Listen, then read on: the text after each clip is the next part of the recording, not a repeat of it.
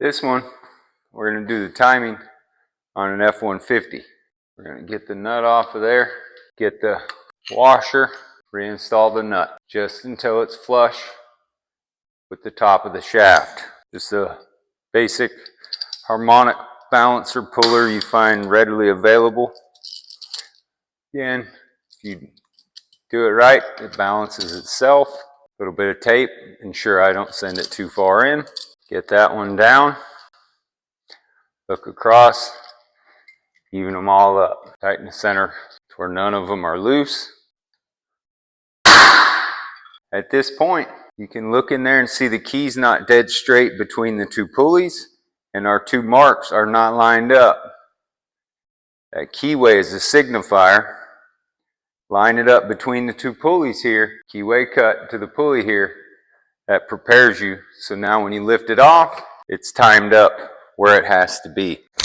Got them painted up so you can see them better.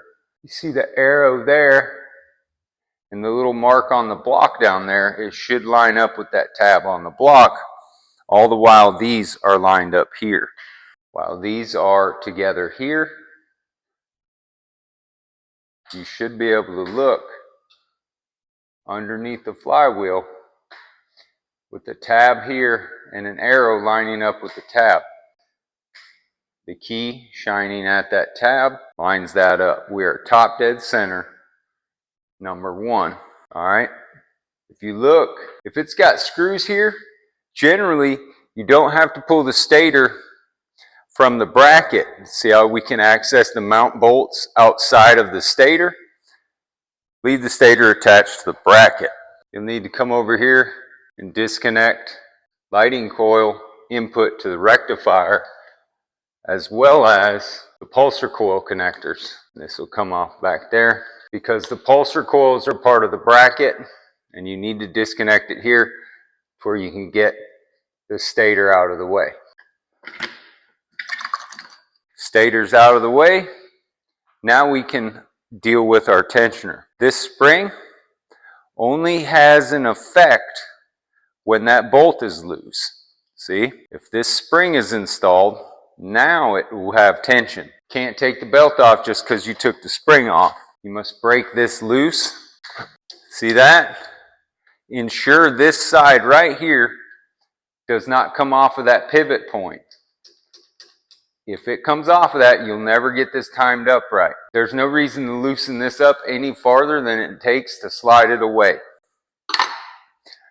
At that point, just slide the belt up, ensuring that your writing is pointed up. I like to have it on the back side here. When I'm putting it on, I can see that it is correctly installed. I come around this side here, lining it up over the tensioner. So right now the belt is on, the motor's in time, but it does not have the tension taken out of it. That's what the spring does. Spring adds tension to that space. You do not squeeze this together at all. The spring itself is all the tension this location needs.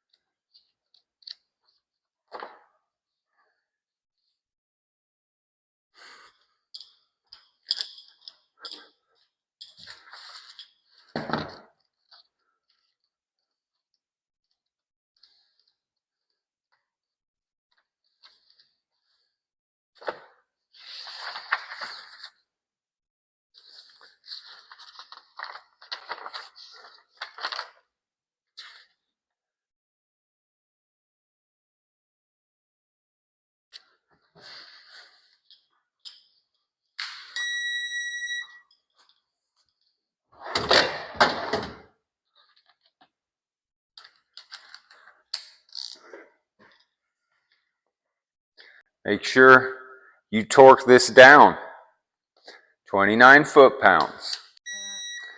If you don't torque it down, this motor will pull that or make that tensioner go out.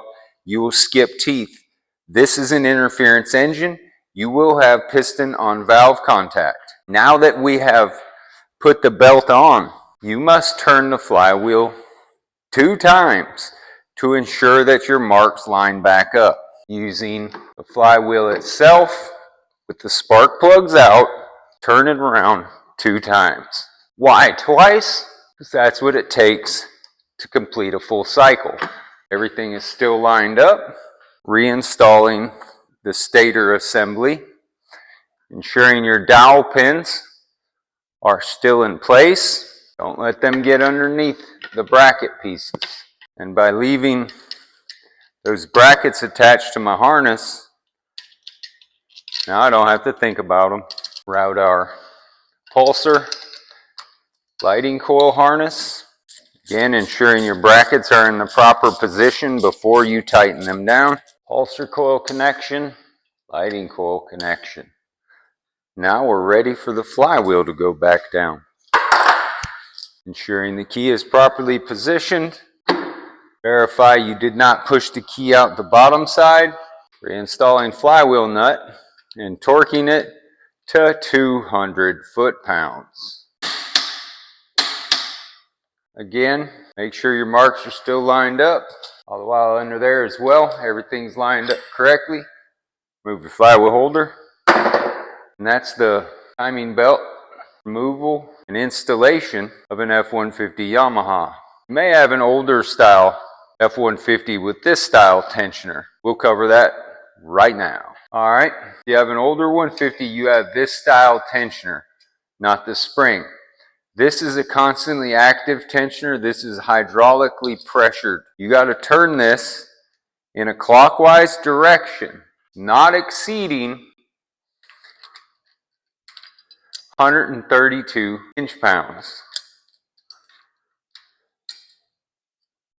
So, and you do not want to load this up as fast as you can. A nice low, steady pressure. See how it's moving that red arrow? I'm not. The tensioner itself is slowly moving. Watch the tensioner. See it move? Add a little bit of tension. The max pressure this should ever see is 132 inch-pounds. The max on this torque beam wrench is 80. At no point whatsoever do you even need to get to 132 inch-pounds.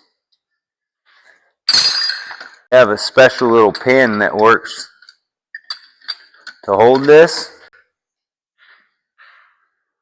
But if you have a 5mm Allen key, it works just the same. Now that belt is loose, it can be removed. Again, this is an older F150. They did away with this, I'd have to check, but somewhere around 11 or 12 probably. After that, it's the kind we went over in the video before this. Everything else about the timing on this motor is the exact same. It is the tensioner that is the difference. So if you have an older one, be very careful. These tensioners are not cheap.